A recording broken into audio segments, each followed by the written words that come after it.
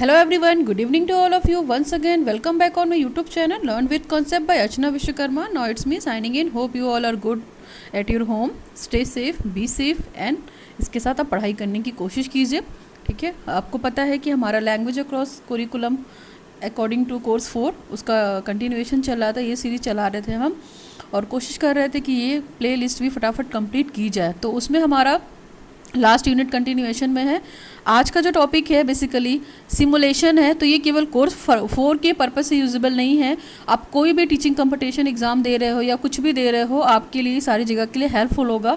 आज का जो टॉपिक है वो सिमुलेशन है या सिमुलेटेड टीचिंग भी बोल सकते हैं हम, और ये बहुत इंपॉर्टेंट है. आप ज़रूर ध्यान से देखिएगा वीडियो को. मैं पूरी तरीके से कोशिश करूँगी कि इस वीडियो को देखने के बाद सिमुलेशन या सिमुलेटेड टीचिंग से रिलेटेड आपको कोई भी दिक्कत या कोई भी प्रॉब्लम नहीं होगी. फिर भी इन केस मेरा वीडियो देखिए, बाइलिंगुअल वीडियो रहता है. मैं दोनों तरह से पढ़ाने की कोशिश करती हूँ ताकि आपको कॉन्सेप्ट या टर्म्स को लेकर दिक्कत ना हो. ठीक है, तो वीडियो में मेरे साथ बने रहिए.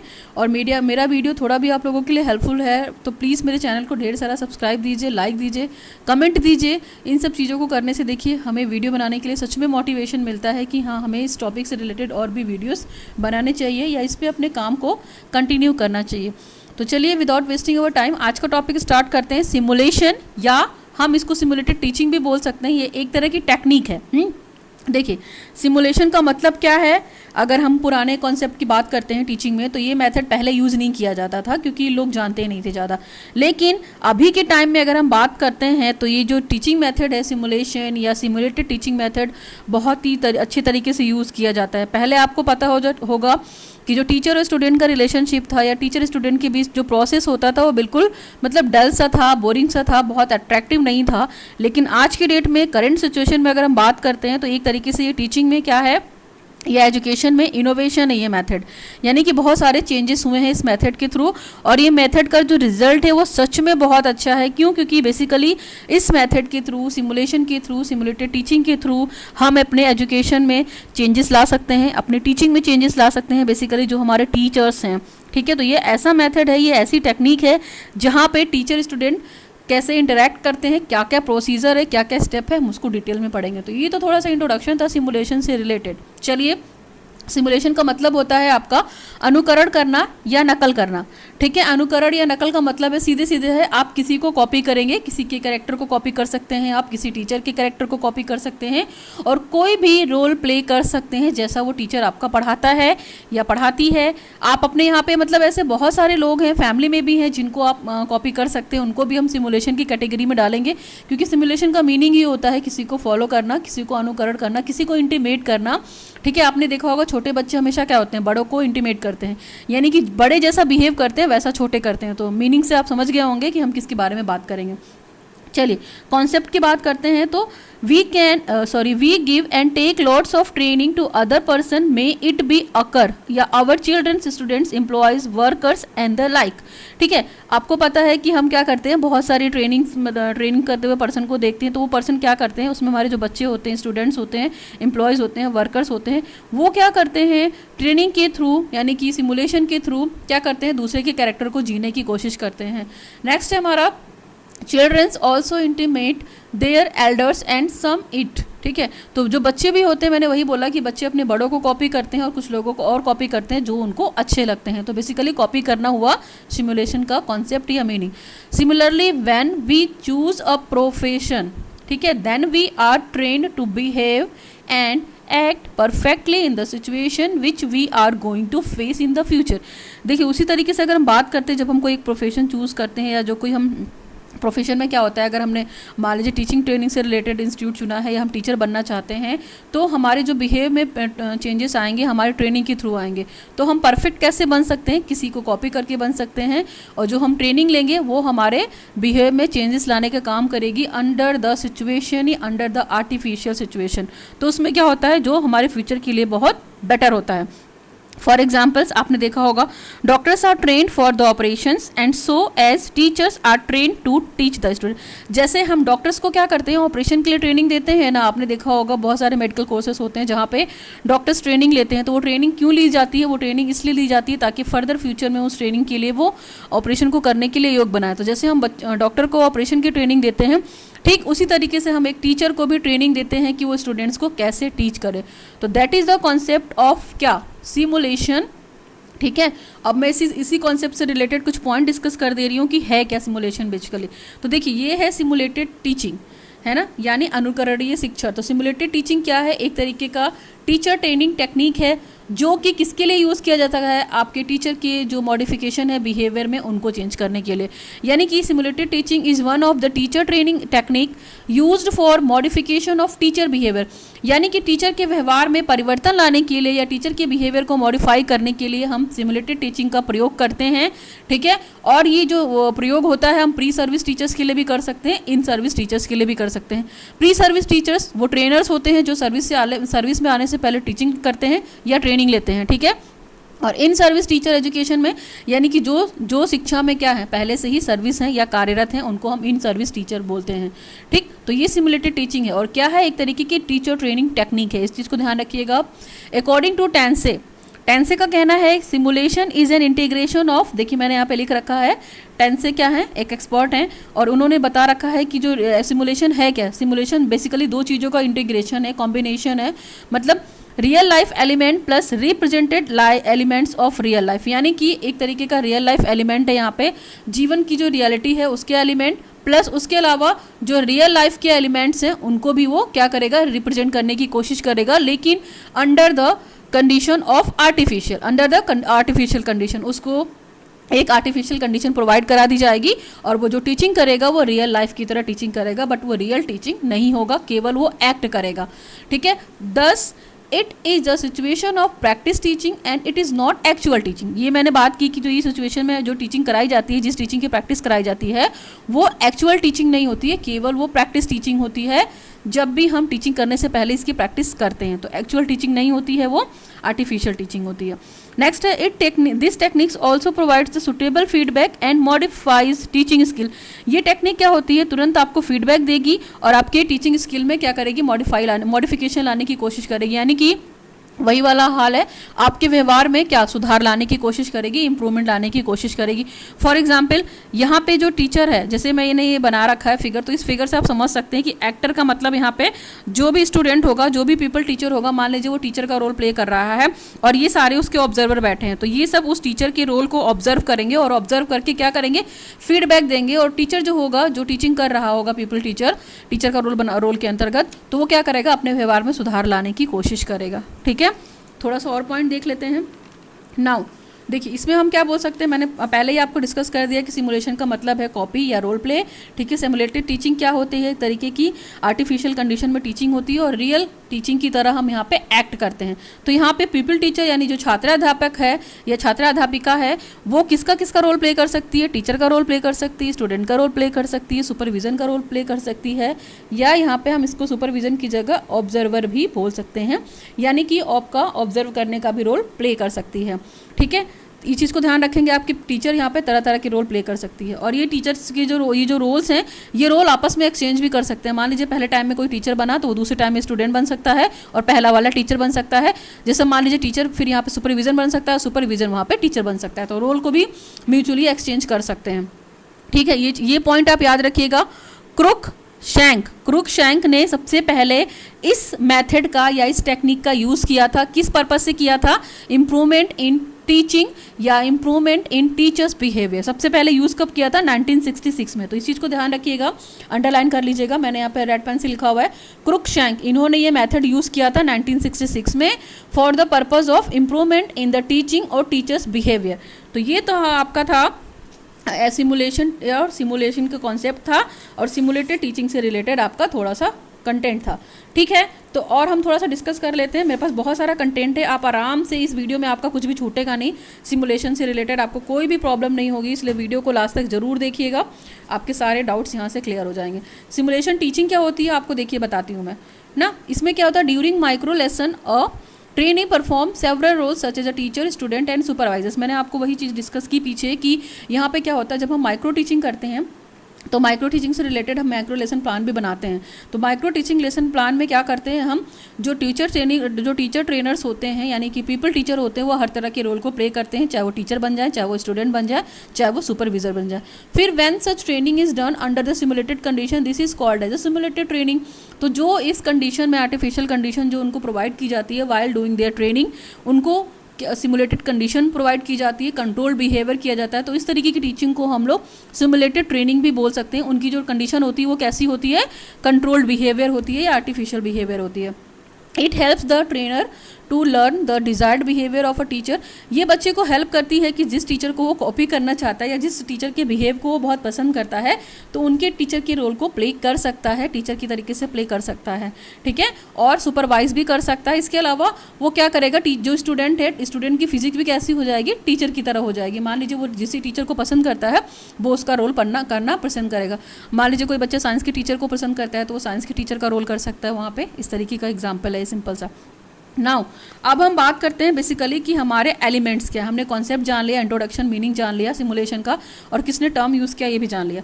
अब हम बात करते हैं एलिमेंट्स इन सिमुलेटेड टीचिंग की। सिमुलेटेड टीचिंग में या अनुकरणीय टीचिंग में क्या क्या तत्व हो सकते हैं, मेन तत्व। तो देखिए इसको हम एक एग्जाम्पल से समझ सकते हैं। जैसे मैंने यहाँ पे बना रखा है, नीचे एग्जाम्पल देख सकते हैं आप।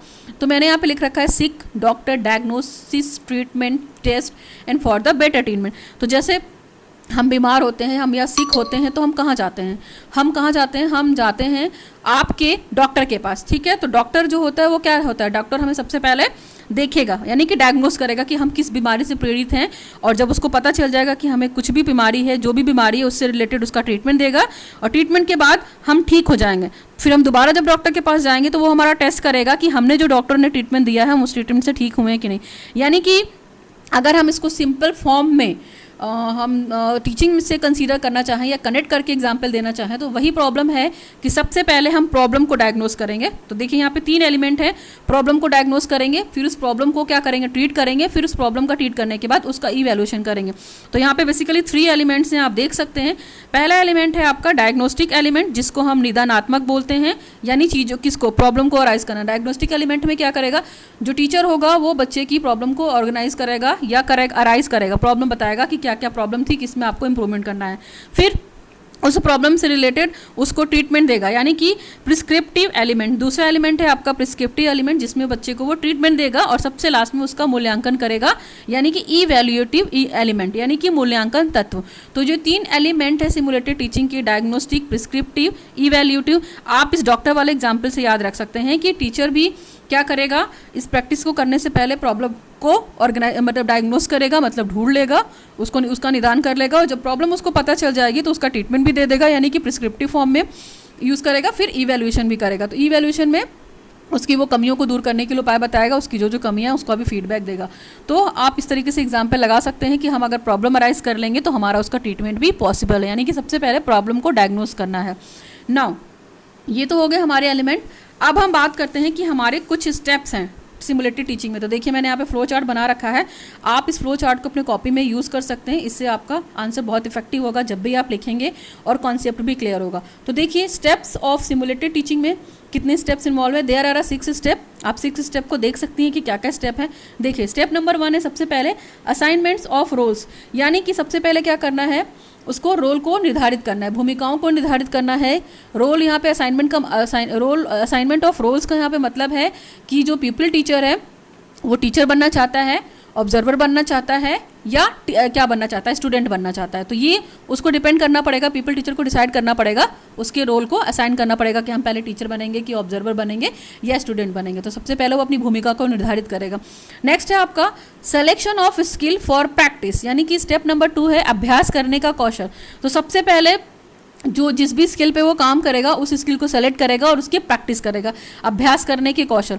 यहाँ पे selection of skill of practice का मतलब है कि बच्चा जिस भी स्किल पे काम करना चाहेगा। देखिए हम माइक्रो टीचिंग करते हैं, सिमुलेटेड टीचिंग करते हैं, तो बहुत सारी स्किल्स पे बात करते हैं, लाइक इंट्रोडक्शन स्किल हो गई आपकी, इसके अलावा क्वेश्चनिंग स्किल हो गई, ब्लैक बोर्ड स्किल हो गई, प्रोबिंग स्किल हो गई, स्टिमुलेशन वेरिएशन स्किल हो गई, ठीक है, एक्सप्लेनेशन स्किल हो गई। ऐसे बहुत सारी स्किल्स हैं जिसपे बच्चा क्या करता है, प्रैक्टिस के थ्रू उन स्किल के कंपोनेंट को जानता है और उस स्किल को अपनी टीचिंग में इन्वॉल्व करता है। किस पर्पस से, इस पर्पस से इन्वॉल्व करता है ताकि उसकी टीचिंग इफेक्टिव हो। तो पहले वो स्किल को डिसाइड कर लेगा, अगर उसको इंट्रोडक्शन स्किल मतलब पढ़ानी है, उस इंट्रोडक्शन स्किल को लेना है, तो उसको वो सेलेक्ट करेगा, उससे रिलेटेड जितने भी कंपोनेंट होंगे उसकी वो प्रैक्टिस करेगा। तो स्टेप नंबर 2 आपका क्या हुआ, selection of skill for practice. Step number 3 पे आते हैं। स्टेप नंबर 3 हमारा क्या है, प्रिपरेशन ऑफ वर्क शेड्यूल, यानी कि कार्यक्रम का निर्धारण करेगा। अब वो डिसाइड करेगा कि उसको इस स्किल पे कैसे काम करना है, उस स्किल की पहले से कैसे प्रिपरेशन करनी है, यानी कि अपना वर्क शेड्यूल बना लेगा कि पहले हमको प्लान बनाना है, हमको चैप्टर प्रिपेयर करना है, ठीक है, हमको उसकी प्रैक्टिस करनी है, क्या भी करना है, तो वो अपना वर्क शेड्यूल बना लेगा, किस टाइम में पढ़ाना है, कितने टाइम में पढ़ाना है, ये अपना एक टाइम टेबल बना लेगा। नंबर 4 क्या है, नंबर 4 देखिए क्या है, deciding observation schedule. Deciding observation schedule का मतलब है प्रेक्षण अवधि का निर्धारण। जब वो टीचिंग करेगा तो वो डिसाइड कर लेगा कि उसको कौन ऑब्जर्व कर रहा है और कितने टाइम तक ऑब्जर्व करेगा। मान लीजिए माइक्रो टीचिंग करेंगे तो हम बेसिकली 5 से 7 वो होगा, 5 से 7 लोगों मतलब मिनट का हो सकता है, तो 5 से 7 मिनट में हमको जो भी ऑब्जर्व करेगा उसको वो टाइम बताना पड़ेगा। ऐसा नहीं है कि हम सुबह से शाम तक पढ़ाते रहे और हमें कोई ऑब्जर्व भी नहीं कर रहा।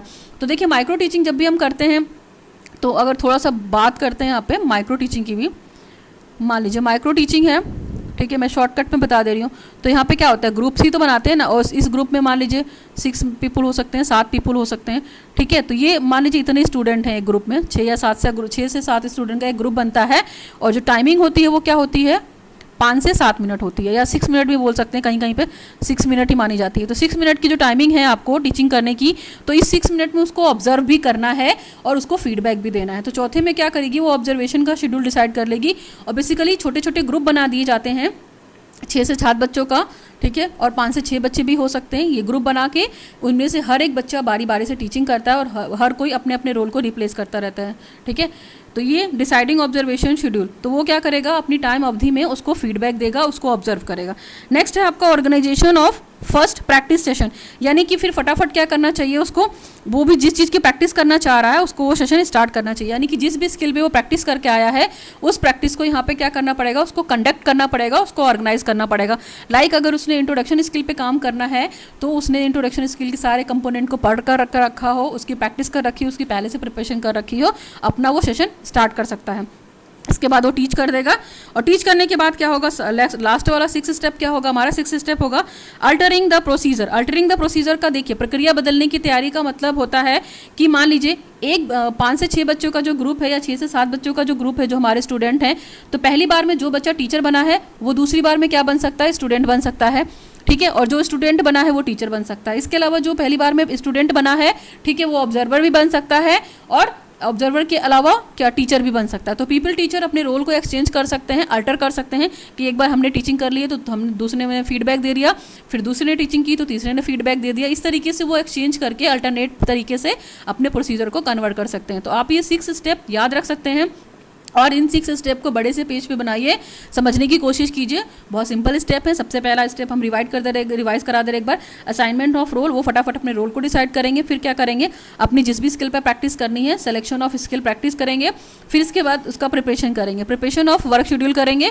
4 में क्या करेंगे, डिसाइडिंग द ऑब्जर्वेशन शेड्यूल, अपने ऑब्जर्वेशन शेड्यूल को डिसाइड कर लेंगे। नेक्स्ट है आपका स्टेप 5, तो organisation of first practice session, अपने फर्स्ट प्रैक्टिस सेशन को स्टार्ट करेंगे, और सबसे लास्ट में जब उसका प्रोसीजर पूरा कंप्लीट हो जाएगा, उसका एक स्किल कंप्लीट हो जाएगा, तो वो अल्टरिंग द प्रोसीजर, अपने प्रोसेस को चेंज भी कर सकता है, यानी कि अपने रोल को चेंज भी कर सकता है। टीचर के अलावा सुपरवाइजर का रोल कर सकता है, ऑब्जर्वर का रोल कर सकता है, एज ए स्टूडेंट का भी रोल कर सकता है। तो ये आपस में म्यूचुअल अंडरस्टैंडिंग करके बच्चे कर लेते हैं। बेसिकली ये हम क्लास में कराने की कोशिश करते हैं। जब भी हम सिमुलेटेड टीचिंग करते हैं तो छोटे छोटे बच्चों का छोटे स्टूडेंट्स का ग्रुप बना देते हैं। बच्चे छोटे नहीं होते हैं, ठीक है, छोटे छोटे स्टूडेंट का हम ग्रुप बना देते हैं अपनी क्लास में ही, और टीचिंग कराने की कोशिश करते हैं, ठीक है। तो ये आपके स्टेप्स थे। चलिए अब हम प्रोसीजर पे आ जाते हैं। तो प्रोसीजर की बात करते हैं हम, प्रोसीजर ऑफ सिमुलेटेड मेथड। तो यहाँ पे मेरे पास 6 से 7 स्टेप है, आप इन स्टेप्स को याद रखिएगा। प्रोसीजर क्या क्या होता है, सबसे पहला selecting teacher student and assignment. सबसे पहले इस आप सिमुलेटेड मेथड को टीचिंग को कंटिन्यू करने के लिए आप क्या करोगे, सबसे पहले अपने चीज़ों को डिसाइड कर लोगे, है ना। तो पहला क्या करोगे, आप टीचर सेलेक्ट कर लोगे, स्टूडेंट सेलेक्ट कर लोगे, असाइनमेंट सेलेक्ट कर लोगे। ये बिल्कुल आपके जो स्टेप थे उसी की तरीके से कि सबसे पहले आपको टीचर डिसाइड करना, फिर स्टूडेंट, फिर असाइनमेंट।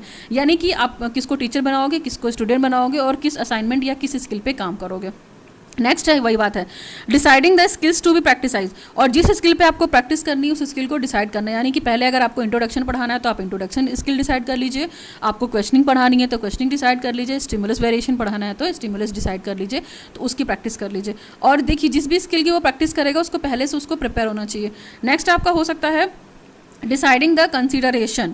डिसाइडिंग कंसीडरेशन का मतलब है कि वो पहले से कंसीडर करके चलेगा कि हमको कैसे पढ़ाना है, किस फॉर्म में पढ़ाना है, कितने मिनट पढ़ाना है, 5 मिनट पढ़ाना है, 6 मिनट पढ़ाना है या 7 मिनट पढ़ाना है। तो वो सारी चीज़ें पहले से डिसाइड करके चलेगा और उसको वो कंसीडर करेगा।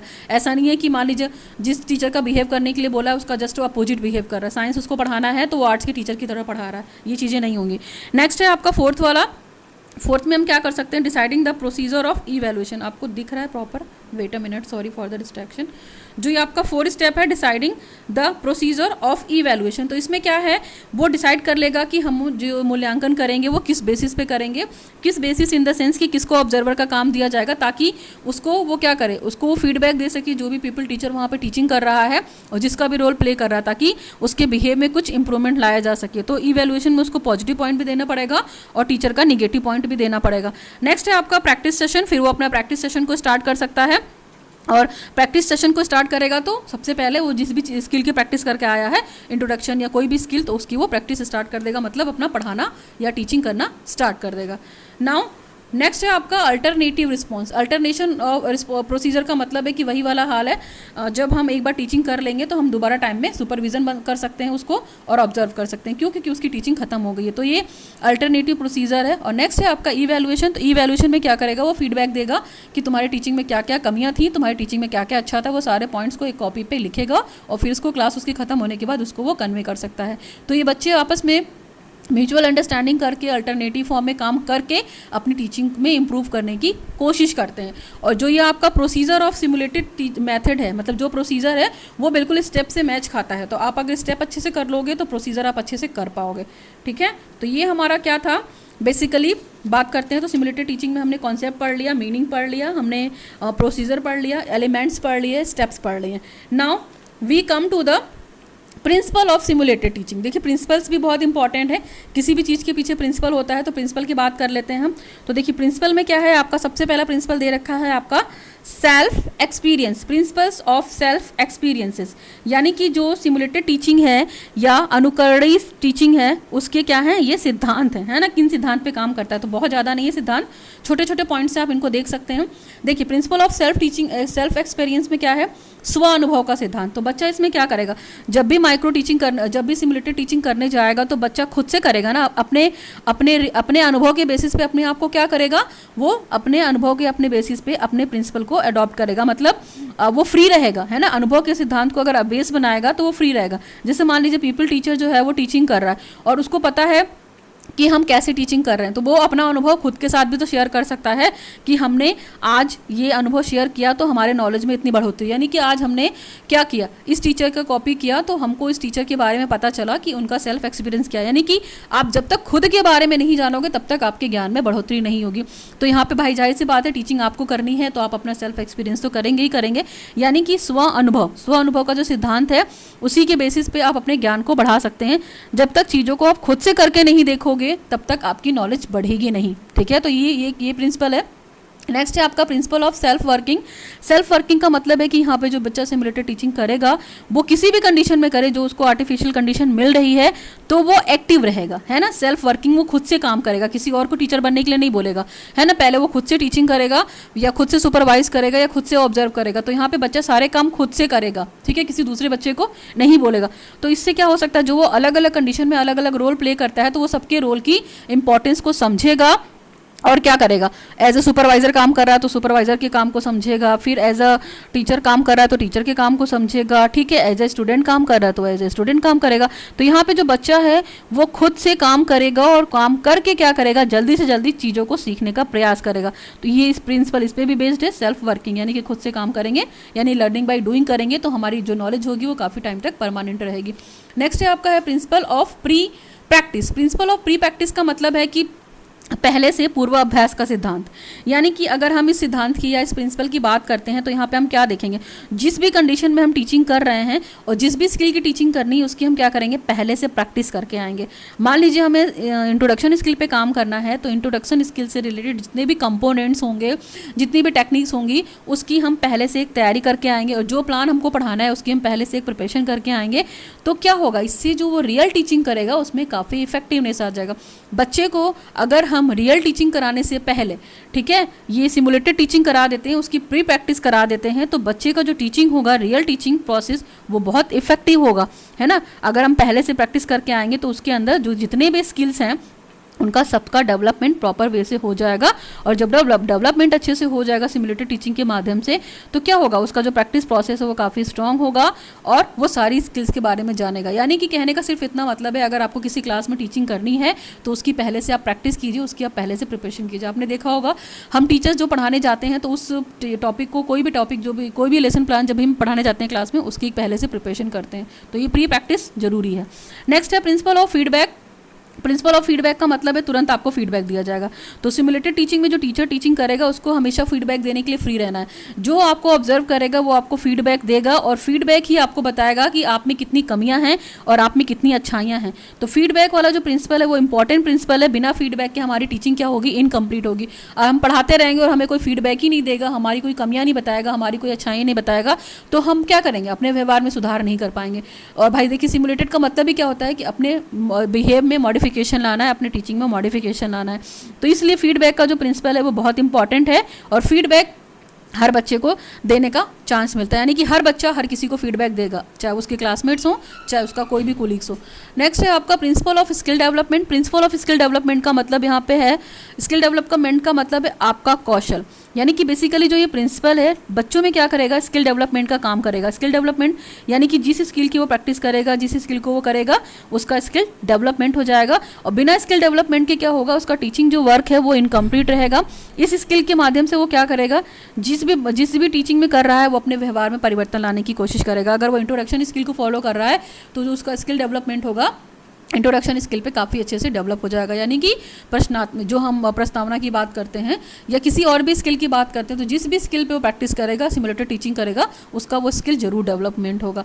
नेक्स्ट है आपका principle of interest. Principle of interest का मतलब है कि भाई हमें बहुत अच्छा पढ़ाना पड़ेगा, तभी टीचर और स्टूडेंट के बीच का जो इंटरेस्ट होगा वो क्रिएट होगा। तो इस प्रिंसिपल में अगर हम बात करेंगे, प्रिंसिपल ऑफ इंटरेस्ट का मतलब रुचि का सिद्धांत, तो हमारा जो टीचिंग लर्निंग प्रोसेस है बिल्कुल इंटरेस्टेड होना चाहिए। अगर इंटरेस्टेड नहीं होगा तो हम वो इफेक्टिव नहीं होगा, टीचिंग लर्निंग प्रोसेस किसी भी बिहाफ पे सक्सेस नहीं होगा। तो जो ये प्रिंसिपल है आपका सिमुलेटेड टीचिंग, इसमें आपको इंटरेस्ट लेना पड़ेगा। इसमें स्टूडेंट को जो हम अलग अलग कंडीशन में अभिनय करने के लिए या रोल प्ले करने के लिए बोलते हैं, तो उसमें क्या करना पड़ेगा, बच्चे का इंटरेस्ट बनाए रखना पड़ेगा हर कंडीशन में। और जो छात्र अध्यापक है यानी कि जो पीपल टीचर है, उसको सामने वाले को, अपनी ऑडियंस को बनाए रखने के लिए, अपने लेसन प्लान को अच्छे से पढ़ाने के लिए उसमें इंटरेस्ट लेना पड़ेगा। और बच्चे को भी, जो आपको ऑब्जर्व कर रहा है, जो आपको फीडबैक दे रहा है, आपको उनको अपनी तरफ अट्रैक्ट भी करना पड़ेगा। तो एक अच्छा रिलेशनशिप बनाना पड़ेगा between the teacher and the student and the observer. Next है आपका principle of modification. Principle of modification का मतलब है सुधार का सिद्धांत। तो मैंने आपको बोला कि इस सिद्धांत में क्या है, सबसे पहले तो वो प्रैक्टिस करके आएगा और जब इस सिमुलेटेड टीचिंग को करने से पहले बच्चे का व्यवहार कुछ और होगा, और सिमुलेटेड टीचिंग करने के बाद बच्चे के व्यवहार में जाहिर से बात है परिवर्तन आएगा। किसी चीज़ को हम जब प्रैक्टिस करते हैं तो हमारे व्यवहार में चेंज आता है ना। तो अगर एज ए स्टूडेंट बात करेंगे, एज ए टीचर बात करेंगे, एज ए सुपरवाइजर बात करेंगे, तो ये सारे रोल जब हम प्ले कर लेंगे, चाहे टीचर का, चाहे स्टूडेंट का, चाहे ऑब्जर्वर का या सुपरवाइजर का, प्रैक्टिस के बाद, तो हमारे व्यवहार में डेफिनेटली परिवर्तन आएगा, हमारा सुधार का आएगा, हमारा टीचिंग में सुधार हो जाएगा। तो ये सारे प्रिंसिपल अडॉप्ट करके क्या कर सकते हैं, हम अपनी रियल टीचिंग को कहीं ना कहीं अच्छा कर सकते हैं। बल्कि ये प्रिंसिपल्स ऑफ सिमुलेटेड टीचिंग है, ठीक है। यहाँ पे 7 स्टेप हैं, इन 7 स्टेप्स को आप ध्यान रखिएगा। इनको अडॉप्ट करने से, अप्लाई करने से आपके सच में टीचिंग बहुत अच्छी हो जाएगी, ठीक है। अब हम बात कर लेते हैं थोड़े से एडवांटेजेस की। तो एडवांटेजेस का मतलब यहाँ पे आपके क्या क्या गुण हैं, क्या क्या दोष हैं, हम इसके बारे में थोड़ा सा डिटेल डिस्कस करते हैं। पहला देखिए क्या क्या है, मेरिट भी बोल सकते हैं आप इसको। It develops the confidence in the training and the student. ये क्या करता है, बच्चों के अंदर और ट्रेनिंग के अंदर, स्टूडेंट के अंदर और ट्रेनर जो ट्रेनिंग ले रहे होते हैं उनका कॉन्फिडेंस लेवल काफ़ी हाई बढ़ाता है। नेक्स्ट है it increases the decision making ability. ये बच्चे के अंदर क्या होता है, निर्णय लेने की क्षमता को क्या करता है, बढ़ाता है, ठीक है। आप इसके बारे में बात कर सकते हैं। इसके अलावा नेक्स्ट है it is use for all types of learner, ये सभी तरीके के लर्नर्स के लिए बहुत इफेक्टिव है। नेक्स्ट ठीक है, चाहे वो गिफ्टेड हो चाहे वो स्लो हो। नेक्स्ट पॉइंट है it gives the immediate feed, और जब आप टीचिंग करोगे तो आपको ये तुरंत फीडबैक देगा कि पॉजिटिव है कि निगेटिव है। नेक्स्ट है परफेक्ट फॉर ऑल सब्जेक्ट्स, ये सभी सब्जेक्ट्स के लिए परफेक्ट है, हर सब्जेक्ट का अलग अलग ग्रुप बनाया जा सकता है और अलग अलग टीचिंग कराई जा सकती है। नेक्स्ट है आपका it offers the opportunity to study and analyse critical teaching problem, ये क्या होता है, हर बच्चे को एक अपॉर्चुनिटी प्रोवाइड करता है कि जो उसने पढ़ा है उसको वो क्रिटिकली एनालाइज कर सके और अपनी टीचिंग प्रॉब्लम को सॉल्व कर सके। नेक्स्ट है it establish link between the theory and the practice, ये मेथड जो होता है कहीं ना कहीं connection link between the theory and practice है कि वो प्रैक्टिस करेगा तो उसकी थ्योरी स्ट्रांग हो जाएगी और थ्योरी स्ट्रांग हो जाएगी तो उसकी प्रैक्टिस भी कहीं ना कहीं अच्छी हो जाएगी, दोनों के बीच का कनेक्टिंग लिंक है। नेक्स्ट है Stimulation are highly motivated experiences which develops flexible thinking and help in the understand complex issues। जो स्टिमुलेशन है कहीं ना कहीं ये हाईली मोटिवेटेड एक्सपीरियंसेस है, हमारा अनुभव है जो हमारे अंदर हमारे सोचने की चीज़ों में फ्लेक्सिबिलिटी लाता है और हमें जो कठिन से कठिन इशूज़ हैं, जो टॉपिक्स हैं, उनको समझने में बहुत मदद करता है। The students are expected to speak actively, creatively and the confidently, बच्चे इस टीचिंग के माध्यम से कहीं ना कहीं बहुत सारी चीज़ें सीख जाते हैं, वो अच्छे से बोलना सीख जाते हैं, कॉन्फिडेंस लाते हैं अपने अंदर और बच्चे क्रिएटिव भी हो जाते हैं और उनका कॉन्फिडेंस लेवल अच्छा हो जाता है। जब हम कई बार प्रैक्टिस कर लेते हैं अपनी रियल टीचिंग करने से पहले तो हमारा कॉन्फिडेंस लेवल बहुत अच्छा हो जाता है। तो ये था आपका मेरिट या advantages. Now we come to the disadvantages. Disadvantages में देखिए क्या है, डिसएडवांटेजेस की अगर हम बात करते हैं यानी कि दोष भी बोल सकते हैं, इसको हम डीमेरिट भी बोल सकते हैं। तो no assurance of real experiences in the artificial condition, यानी कि आर्टिफिशियल कंडीशन में हमें रियल टीचिंग का अनुभव नहीं होगा, एक ये ड्रॉबैक है। ठीक है, वो कुल मिला के आर्टिफिशियली रहेगा, रियल टीचिंग वाली फीलिंग नहीं आएगी। नेक्स्ट है beginners face problem in the teaching, जो बिगनर्स होते हैं कहीं ना कहीं इस टीचिंग में प्रॉब्लम फेस करते हैं। क्यों? क्योंकि उनको पता नहीं होता है कि टीचिंग हम कैसे करेंगे, कैसे खड़े होंगे, कैसे बोलेंगे, क्या करेंगे, तो उनके लिए दिक्कत है और प्रैक्टिस बहुत चाहिए होती है। नेक्स्ट है not optimum for subject like arts, painting etcetera, ये जो टीचिंग है वो सभी सब्जेक्ट्स के लिए क्या है, बेटर नहीं है। मान लीजिए आर्ट्स है, पेंटिंग है, इन सब के लिए बहुत ज़्यादा बेटर नहीं है। अब आर्ट्स में हम क्या प्री टीचिंग करेंगे और पेंटिंग में हम क्या प्री टीचिंग करेंगे या क्या सिमुलेटेड करेंगे। ठीक है, it is a costly technique, ये क्या होता है, टीचर्स के लिए कॉस्टली पड़ जाता है। जो भी क्लास में ऑर्गेनाइज किया जाता है, ग्रुप बनाना, ये सब चीज़ों में आपका पैसा भी जाएगा और कॉस्ट भी जाएगा।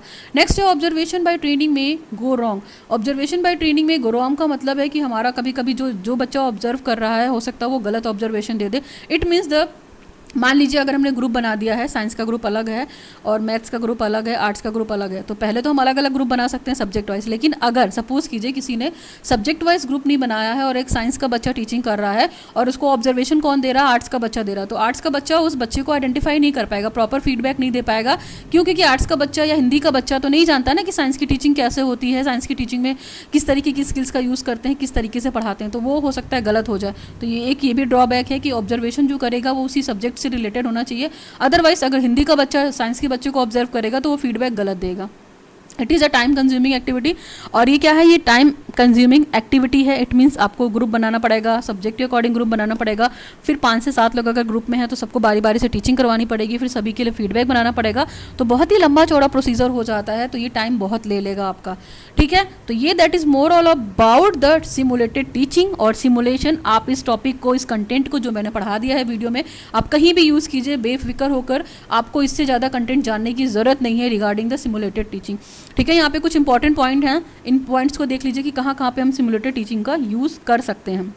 देखिए पहला पॉइंट दे रखा, मैंने यहाँ पे लिख रखा है सम इंपॉर्टेंट पॉइंट्स।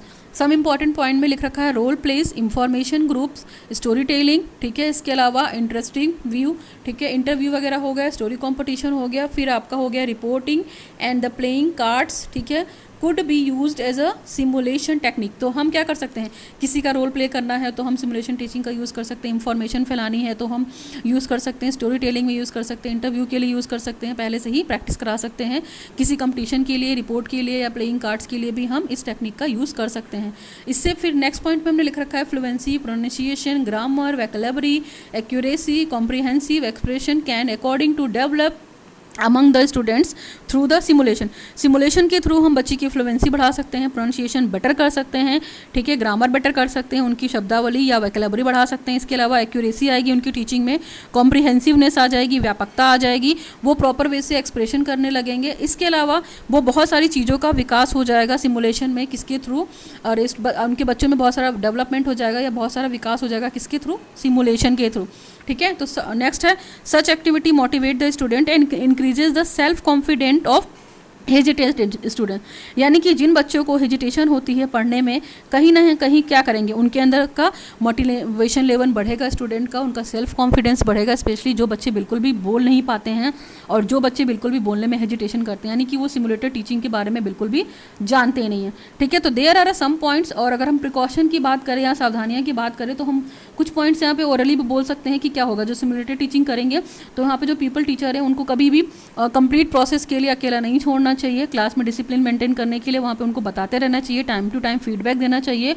और पर्टिकुलर अगर एक सब्जेक्ट की प्रैक्टिस कर रहे हो तो आप पहले एक सब्जेक्ट की प्रैक्टिस को ख़त्म करो, यानी कि हम साइंस की प्रैक्टिस करा रहे हैं, साइंस की सिमुलेटेड टीचिंग करा रहे हैं तो पहले साइंस की बच्चों को क्लियर करेंगे, या आर्ट्स की करा रहे हो तो पहले आर्ट्स की करेंगे। तो इस तरीके से जो ये प्रोसेस है आपका एजुकेशनल प्रोसेस कंप्लीट हो जाएगा। अगर आपकी एक ग्रुप की सिमुलेटेड टीचिंग कंप्लीट हो जाती है तो आप बच्चों का इवैल्यूएशन करवाइए, उसमें फीडबैक दीजिए कि क्या आपने गलत टीचिंग में पढ़ाया है, आपने क्या क्या चीज़ें की है। इनको हम उतार भी सकते हैं, कॉपी में नोट डाउन भी कर सकते हैं, उनका नेम, क्लास, कैटेगरी, ठीक है, टाइम, ड्यूरेशन, कैसे खड़ी थी, क्या किया। तो ये सब चीज़ों के लिए हम छोटे छोटे प्लान भी बना सकते हैं, लघु प्लान जिनको हम बोलते हैं, माइक्रो लेसन प्लान बोलते हैं, तो प्रिपेयर करना चाहिए।